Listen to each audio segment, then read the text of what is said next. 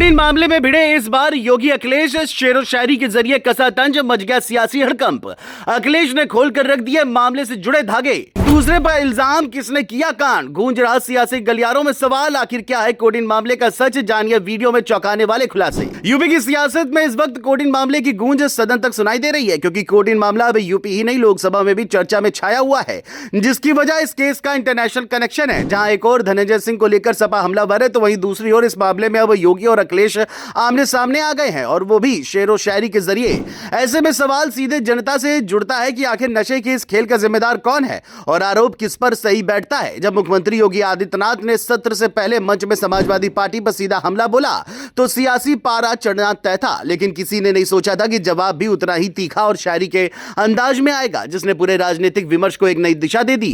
दरअसल योगी ने कहा कि कोडीन मामले में सरकार ने एनडीपीएस के तहत बड़ी कार्रवाई की और जिन लोगों को एसटीएफ ने पकड़ा है उनके तार सीधे समाजवादी पार्टी से जुड़े हैं। योगी ने शेर के जरिए कहा कि यही कसूर मैं बार बार करता रहा और आईना साफ करता रहा। इस एक पंक्ति के बाद योगी ने साफ संकेत दे दिया कि वो इस मामले में पीछे हटने वाले नहीं। मुख्यमंत्री ने दावा किया कि जांच में आगे और भी नाम सामने आएंगे और पैसों के लेन देन तक की कड़ियां सपा से जुड़ेगी। उनका कहना था कि दूध का दूध और पानी का पानी हो जाएगा और किसी को भी बख्शा नहीं जाएगा। योगी के इस हमले के बाद अखिलेश यादव भी चुप नहीं बैठे। उन्होंने सोशल मीडिया पर शेर लिखकर पलटवार किया और सीधा संदेश दिया कि जब खुद फंस जाओ तो दूसरे पर इल्जाम लगाओ, ये खेल हुआ पुराना, हुक्मरान कोई नई बात बताओ।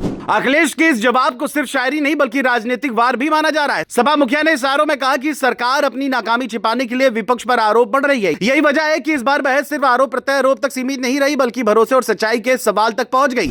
इधर जांच एजेंसियों की कार्रवाई ने मामले को और गंभीर बना दिया। सूत्रों की माने तो कोडीन युक्त कफ सिरप पर नेटवर्क सिर्फ यूपी तक सीमित नहीं बल्कि इसके तार दूसरे राज्यों और विदेशों तक जुड़ते दिख रहे हैं। ईडी और दूसरी केंद्रीय एजेंसियां हवाला और विदेशी फंडिंग के एंगल से जांच कर रही है। करोड़ों के लेन देन के डिजिटल सबूत सामने आने की बात कही जा रही है, जिससे पूरे केस की दिशा बदल गई है। यही वजह है कि अब एक साथ कई राज्यों में छापेमारी और गिरफ्तारियों का दौर चल रहा है। योगी सरकार बार बार यह दोहरा रही है कि यह लड़ाई सिर्फ किसी पार्टी से नहीं बल्कि नशे के उस नेटवर्क से है जो युवाओं की जिंदगी बर्बाद कर रही है। सीएम खुद इस पूरे मामले की निगरानी कर रहे हैं और पल पल की रिपोर्ट ले रहे हैं। सरकार का दावा है कि चाहे कोई कितना भी बड़ा नाम क्यों ना हो, अगर वो इस जहरीले कारोबार से जुड़ा मिला तो कार्रवाई तय है। दूसरी तरफ समाजवादी पार्टी इसे राजनीतिक बदले की कार्रवाई बता रही है और कह रही है कि जांच के नाम पर विपक्ष को बदनाम किया जा रहा है। अब इस पूरे विवाद का सबसे बड़ा सवाल जनता के सामने है, क्योंकि यह मामला सिर्फ सियासी नहीं बल्कि बच्चों और युवाओं की सेहत से जुड़ा है। जिस कफ सिरप को दवा समझकर लिया जाता था वही अगर नशे का जरिया बन गया तो जिम्मेदारी किसकी है। योगी और अखिलेश के बीच शेरो शायरी की यह जंग आने वाले दिनों में और तेज होने वाली है,